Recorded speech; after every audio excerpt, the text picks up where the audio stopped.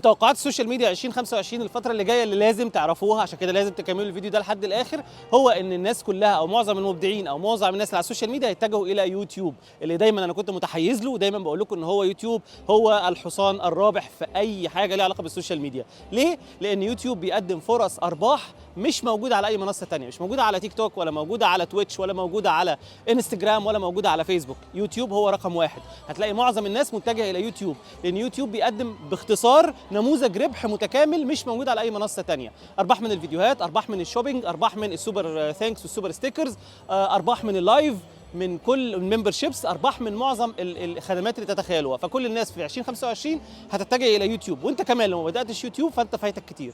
لازم تبدا في 2025 يوتيوب شانل عشان تسوق للشغل بتاعك. ولو عايزين نصايح وتبس ليها علاقه بازاي تزودوا الانتشار بتاعكم على منصات التواصل بتاعتكم كلها، اذا كان فيسبوك او تيك توك او انستجرام او يوتيوب او كواي او اي منصه او سناب شات، فيا ريت تبعتوا لي على الدي ام او على كل الاكونتس بتاعت السوشيال ميديا ذا جريت ماندو، وانا تحت امركم في اي استشاره تخص الشغل بتاعكم.